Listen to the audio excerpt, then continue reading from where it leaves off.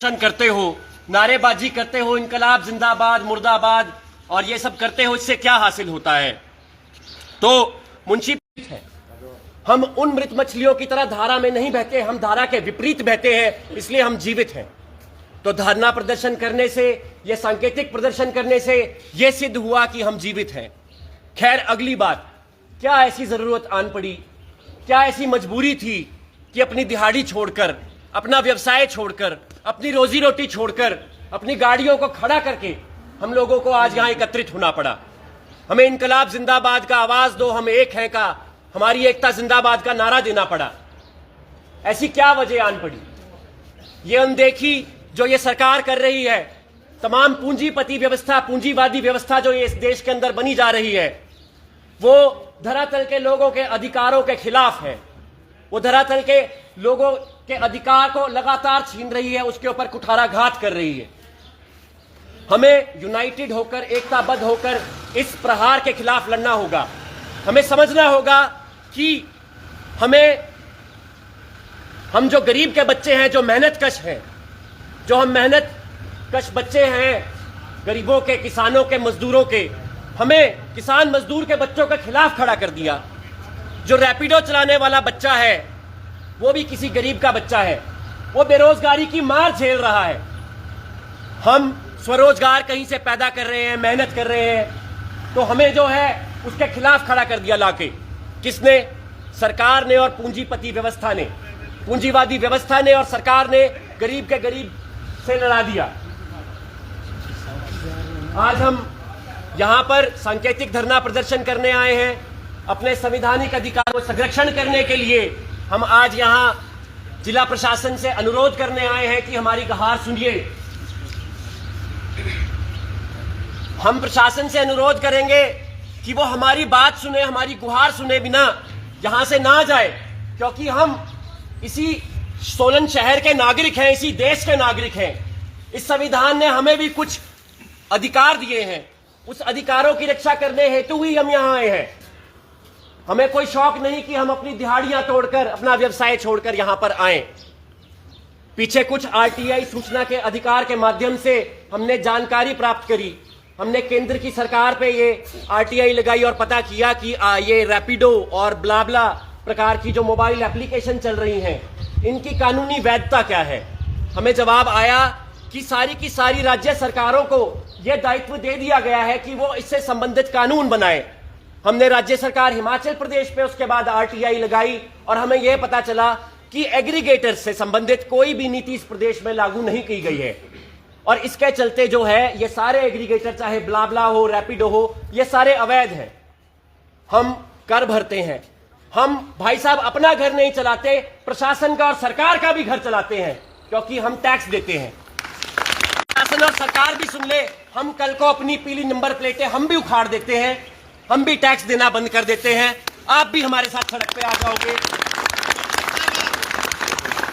ठीक है कि नहीं? ये बात हम भी कर देना बंद कर देंगे, फिर हम कर देना बंद कर देंगे। आम नागरिक अगर कर देना बंद कर देगा और अवैध रूप से संचालन को अगर वैधता दे दी जाएगी, तो फिर किस प्रकार की अराजकता इस समाज में पैदा हो जाएगी, ये बात आप देख ले। इस बात का निर्णय हमने नहीं लेना, हम तो आपको अपनी प्रॉब्लम बता सकते हैं, अपनी समस्या बता सकते हैं, और उसी वजह से आज हम यहां आए हैं। साथियों, आप सब यहां आए हैं तो मैं इस बात को जानता हूं कि आपके मध्य इस बात को ज्यादा करके कोई फायदा नहीं। आप लोगों को मालूम है कि इस अनुचित प्रतिस्पर्धा में जिसमें हमें खड़ा कर दिया गया है, इससे हम कैसे प्रभावित होते हैं, इस बात के बारे में आप सबको मालूम है। तो इस बारे में चर्चा ना करके जो ज्ञापन हम माननीय को, जो है जिला प्रशासन के वो हेल्म पे बैठते हैं, वो उसके मुखिया हैं, तो उनके जरिए जो है हम राज्य सरकार को भी बताना चाहते हैं, या तो आप कोई नीति बनाएं, अन्यथा जो है हम अपना संवैधानिक आंदोलन और तेज और उग्र करने के लिए मजबूर होंगे, बाध्य होंगे। मैं अपनी बात का अंत करना चाहता हूं। आप लोगों की एकता को देखकर मैं आज भावुक हूं। मैं देखता हूं कि आज रोजी रोटी पर, हमारे परिवारों पर बन आई है, तो हम सब एकताबद्ध होकर आज साथ खड़े हैं। और यही बात मैं हर जगह के मजदूर को बताना चाहता हूं, हर उस मेहनत कश को बताना चाहता हूं जो अपनी कमर तोड़ के रोटी कमाता है अपने परिवार के लिए, कि भाई साहब सबसे पहले कौन? वो पूंजीवादी, वो पूंजीपति लोग जो हमारे अधिकारों पे हमारे अधिकारों की हत्या करते हैं, वो सबसे पहले आए समाजवादियों के लिए। मैं चुप रहा, मैं समाजवादी ना था, वो समाजवादी को उठा के ले गए। उसके बाद वो डेमोक्रेट्स के लिए आए, प्रजातांत्रिक बात करने वाले लोगों के लिए आए। मैं चुप रहा, मैं डेमोक्रेट ना था। उसके बाद वो आए ट्रेड यूनियनिस्ट के लिए, हम ट्रेड यूनियनिस्ट लोग हैं, वो ट्रेड यूनियनिस्ट के लिए आए। मैं ट्रेड यूनियनिस्ट था, मैं चुप रहा, वो ले गए।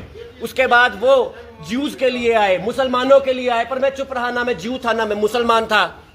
आखिर में वो मेरे लिए आए और तब मेरे लिए कोई बात।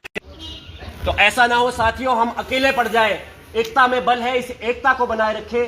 आज नहीं तो कल हमारी जीत जरूर होगी। सरकार को इस बारे में निर्देश जारी करने होंगे। हमारी मांग है कि सरकार इस बात को भी स्पष्ट करे कि हमें आम नागरिकों के सामने, आम जनता, सोलन की जनता के सामने जो विलेन बनाने का काम किया जा रहा है, क्या वो उचित काम है? कई मीडिया चैनलों ने, प्रशासन ने और रैपिडो के जो चालक हैं, उन्होंने मिलकर इस बात को किया कि हमें विलेन बना दिया, हमें दोषी ठहरा दिया आम जनता के सामने। अगर भाई साहब हमारा कोई आदमी वर्दी नहीं पहनता, सब लेटिंग करता है, कोई भी उससे उल्लंघन कानूनी होता है तो उसका बहुत मोटा चालान होता है। उससे ही भाई साहब प्रशासनिक अधिकारियों की तनख्वाह आती है। ठीक है कि नहीं है बात? तो ये कह देना कि रैपिडो वालों के चालान नहीं होंगे, ये कहां की सही बात है? ये कहां की सही बात है? ये अनुचित प्रतिस्पर्धा है। ये अनुच्छेद 14 और 21 भारतीय संविधान है, जो उसका भी उल्लंघन है।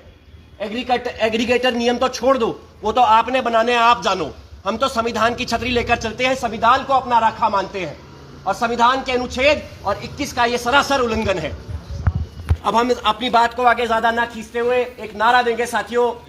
इनकलाब जिंदाबाद, जिंदाबाद, जिंदाबाद, हमारी एकता जिंदाबाद, जिंदाबाद, जिंदाबाद, इनकलाब जिंदाबाद, जिंदाबाद, जिंदाबाद। जिला प्रशासन होश में आओ, होश में आओ, होश में आओ। जिला प्रशासन होश में आओ, होश में आओ, होश में आओ। आ जाओ।